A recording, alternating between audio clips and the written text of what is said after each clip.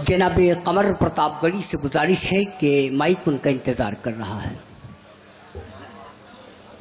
जनाब कमर और माइक। कमल कमल बहुत बहुत शुक्रिया अनवार साहब, आपने हमें उठाया, अल्लाह आपको उठाए। मेरा मतलब आपका नाम ऊंचा उठाए। मैं भी कुछ हंसने हंसाने की बात आप सबसे करूंगा। थोड़ा सा माहौल हल्का हो गया, हमको लग रहा है थोड़ा आप लोग थक गए हैं, जाड़े के असर से सिकुड़ बटुर गए हैं। अगर आप लोगों का हाथ आप लोगों के बगल वाले की जेब में ना हो तो थोड़ा ताली बजा दें, हम भी रिचार्ज हो जाएं। इतनी कमजोर ताली ना बजाओ यार, थोड़ा सा रिचार्ज करो, हम भी जाड़े से सिकुड़े हैं। और आप सबके बीच में एक नया प्रयोग करने के लिए हमें बुलाया गया है। हंसने हंसाने की बातें करूंगा। असल में मामला कभी कभार बड़ा गड़बड़ा जाता है जाड़े का जब समय आता है। तो आप सब अनुभवी लोग होंगे, जान रहे होंगे। अभी जब यहाँ आ रहे थे इतना कोहरा था कि कुछ दिखाई ही नहीं दे रहा था, तो रास्ता भूल गए थे। एक आदमी से पूछे कि भैया जहाँ जयगहाँ में मुशायरा होना है वो रास्तवा यहीं जाता है क्या? तो उन्होंने कहा और का। थोड़ा सा आगे आए, एक आदमी फिर मिले, हमने उनसे कहा भाई साहब मुशायरा जहाँ होना है वो रास्ता यही है? उन्होंने कहा और का। थोड़ा सा आगे आए, वसीम हैदर साहब मिले। वसीम हैदर साहब से हमने पूछा वसीम भाई जो मुशायरा होना है वो जगह यही है क्या? उन्होंने कहा जी हाँ कमल साहब। मैंने कहा मामला समझ में नहीं आया। इससे पहले मैंने 2 लोगों से पता पूछा, उन्होंने कहा और का। आप कह रहे हैं जी हाँ, ये एक ही जगह है, एक ही इलाका, और 3 लोग 2 एक तरह की बात करते हैं, एक एक तरह की, ऐसा क्यों? तो वसीम भाई ने कहा कमल भाई दरअसल हमारे यहाँ जो पढ़े लिखे लोग नहीं रहते हैं, अनपढ़ लोग रहते हैं, वो कहते हैं और का। जो पढ़े लिखे लोग रहते हैं वो कहते हैं जी हाँ।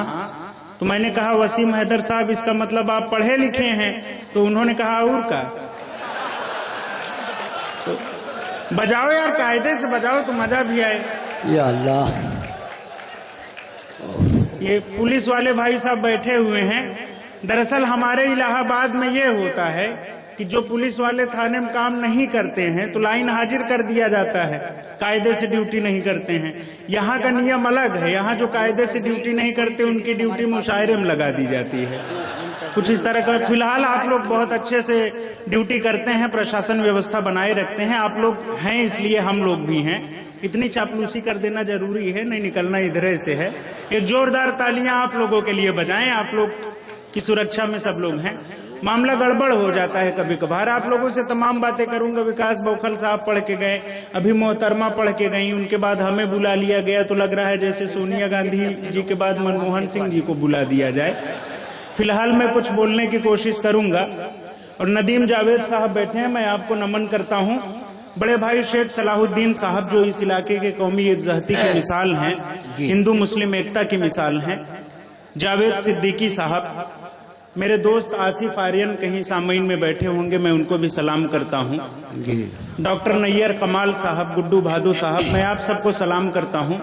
एक शेर, अरे सुना रहा हूं भाई, थोड़ा सा माहौल इस तरह का है जी। एक शेर मैं शेख सलाहुद्दीन साहब के लिए देना चाहता हूं जो इस इलाके के स्टेज से तवज्जो की दरखास्त है। शायद छोटा हो या बड़ा हो, कम से कम एक एक बार एक एक शेर को सुनते चले ताकि मुशायरा जमीन से उठकर आसमान पर पहुंचे। उतने छोटे नहीं हैं। किसी का शेर है कि हम वो हैं जो हम हैं तो पहुआ लेकिन बोतल का मजा देते हैं। मामला हल्के में ना लें। और वैसे भी वकील हैं इलाहाबाद हाई कोर्ट में, तो वकीलों की शख्सियत ही अलग होती है जी। गुजरते हैं तो शमशान से मुर्दे भी पूछने लगते हैं कि वकील साहब वो केसवा खत्म हुआ कि अभी चल ही रहा है। या अल्लाह। कई साल तक मामला क्लियर नहीं हो पाता। तो मैं एक शेर अपने बड़े भाई, किसी शायर का याद आता है, अपने बड़े भाई शेख सलाहुद्दीन साहब के लिए देना चाहता हूँ।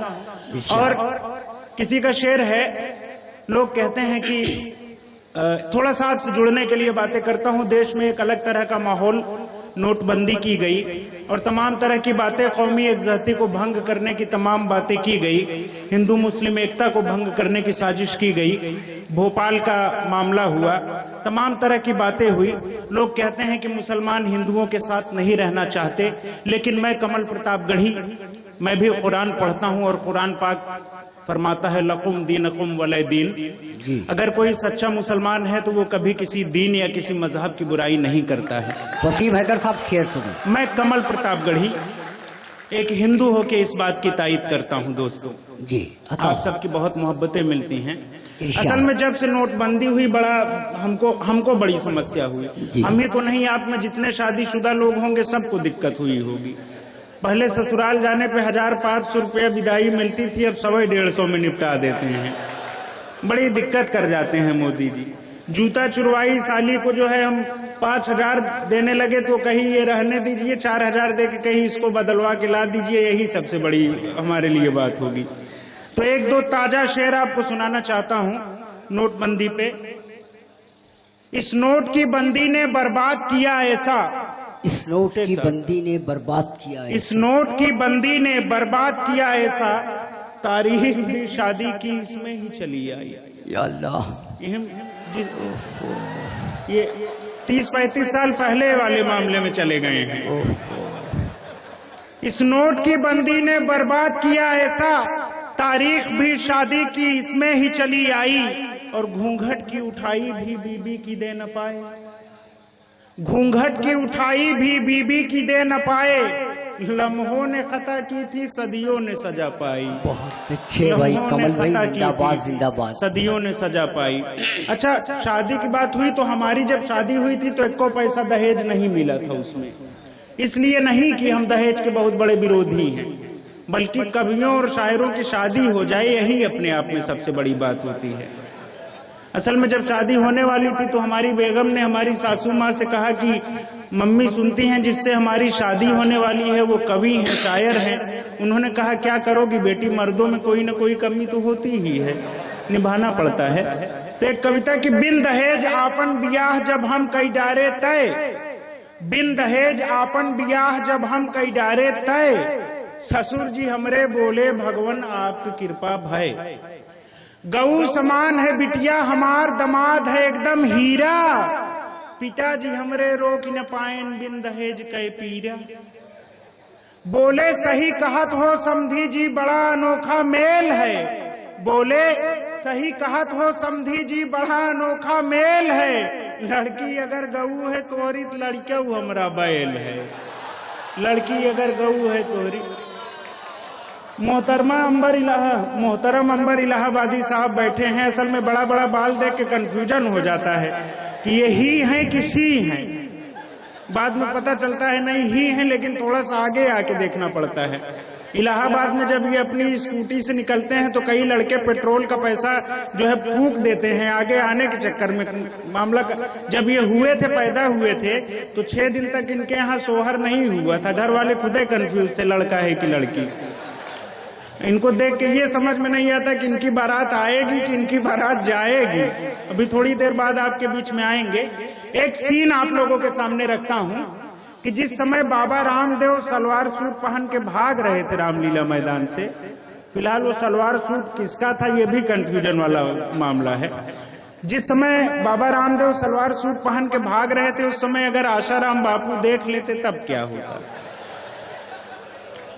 अगर रामलीला मैदान से सलवार सूट में भागते हुए बाबा रामदेव को आशाराम जी बापू देख लेते, अगर रामलीला मैदान से सलवार सूट में भागते हुए बाबा रामदेव को आशाराम जी बापू देख लेते, या 2-4 मिनट अपनी आंखें सेक लेते, या गलती से आशाराम बापू थोड़ा सा कंफ्यूज हो जाते, तो अल्लाह कसम बाबा रामदेव के सारे बल्ब फ्यूज हो जाते।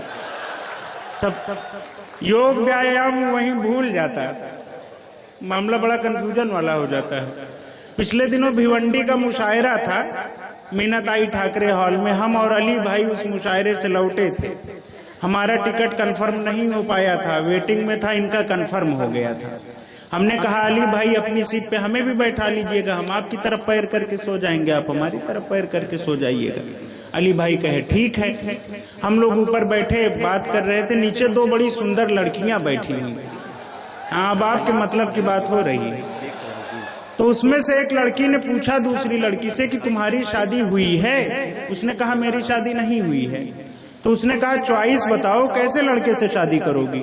उसने कहा मैं तो उसी से शादी करूंगी जो करोड़पति हो। उसने कहा मैं तो उसी से शादी करूंगी जो करोड़पति हो। उसने कहा मान लो करोड़पति ना मिले तो, उसने कहा 50-50 लाख के 2 मिल जाएंगे तब भी काम बन जाएगा।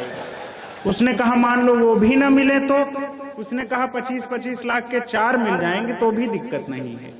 उसने कहा मान लो वो भी ना मिले तो, उसने कहा 10-10 लाख के 10 हो जाएंगे तो भी कोई दिक्कत नहीं है। ऊपर से अली भाई ने कहा हम सोने जा रहे हैं, जब मामला 100 रुपए तक पहुंच जाए तो हमको भी जगा देना। तमाम इस तरह की बातें हो जाया करती हैं। रामदेव मोदी से एक रोज ये कहने लगे, रामदेव मोदी से एक रोज ये कहने लगे, काला धन लाए नहीं ऐसी भी क्या मजबूरी थी। भाइयों बहनों, काला धन 3 महीने में ला देंगे और नोटबंदी भी कर दिए। जो आना था वो तो आया नहीं, जो पास में था 150 रखे थे वो भी चला गया इसी चक्कर में। कि रामदेव मोदी से एक रोज ये कहने लगे, काला धन लाए नहीं ऐसी भी क्या लाचारी थी। फिर पलट के मोदी ने बोला ये रामदेव से, फिर पलट के मोदी ने बोला ये रामदेव से, आपने बाबा जी हमको आंख भी तो मारी थी, आपने बाबा जी हमको आंख भी तो मारी थी। अच्छा, पहले के समय में लोग अपनी पत्नियों को पीटते थे और पीटने के बाद बड़े शान से सीना चौड़ा करके निकलते थे। कहते थे जब तक मार नहीं खाती इनको समझ में नहीं आता है। एक तंज, एक व्यंग मैंने वहां से उठाया है कि पत्नी को गुस्से में 2 थप्पड़ मारने के बाद पति बहुत पछताया। पत्नी को गुस्से में 2 थप्पड़ मारने के बाद पति बहुत पछताया। बड़े ही प्यार से उसने अपनी पत्नी को समझाया, तुम्हें पीटना मुझे बहुत अखरता है, तुम्हें पीटना मुझे बहुत अखरता है, पर आदमी उसे ही पीटता है जिससे वो बहुत प्यार करता है। जी। इतना सुनते ही पत्नी भी ताऊ में आ गई, इतना सुनते ही पत्नी भी ताव में आ गई और वो भी 2 बेलन 4 लात 25 डंडे पति को जमा गई और हंसकर बोली, ये अलग बात है कि मैं इजहार नहीं करती, पर आपको क्या लगता है मैं आपको प्यार नहीं करती, पर आपको क्या लगता है मैं आपको प्यार नहीं करती। 1-2 बातें और आपसे सबसे करूंगा, उसके बाद मैं शहीद हो जाऊंगा। तमाम अच्छे अच्छे शायर मंगाए गए हैं, पीछे रखे हुए हैं, वो सब भी आएंगे। लोग अक्सर बूढ़ों को बूढ़ा समझ के वहीं पे मामला खराब हो जाता है। जब समझ लेंगे कि ये बूढ़े हैं, ये किसी काम के नहीं हैं, वो धीरे से अपना काम करके निकल लेते हैं, जानते हैं कि हमारे ऊपर किसी को शक नहीं होगा। चाचा आपको सलाम करता हूँ जी। कि बूढ़ों में नहीं है दम, बूढ़ों में नहीं है दम, ना ऐसा तुम कभी सोचो, नहीं विश्वास है तो जाके आशाराम से पूछो। कि बूढ़ों में नहीं है दम, न ऐसा तुम कभी सोचो, नहीं विश्वास है तो जाके आशाराम से पूछो, और नहीं संतुष्ट होकर उस कथावाचक पुजारी से, इसे तस्दीक करवा लो नारायण दत्त तिवारी से, इसे तस्दीक। अच्छा, इनकी आदत बड़ी खराब है गुड्डू भादो साहब की। ये भाभी जी के हर काम में कमी निकालते हैं। दाल में मसाला ज्यादा हो गया है, नमक कम हो गया है, जल गया है, सब्जी खराब है, बहुत खराब आदत। भाभी जी भी बड़ी होशियार, वो अंडा तल के लाती हैं तो कहेंगे उबाल के लाना था, उबाल के लाती हैं तो ये कहते हैं तल के लाना था। भाभी जी बहुत होशियार, एक दिन 2 अंडा लेके आएंगे, एक तला हुआ था एक उबाला हुआ था। कहीं अब निकालो कमी, कैसे कमी निकालोगे? इनकी आदत खराब। इन्होंने दोनों अंडों को उलट पलट के देखा, कहा बहुत बेवकूफ औरत हो तुम, जिस अंडे को तलना था उसको तुमने उबाल दिया और जिस अंडे को उबालना था उसको तुमने तल दिया।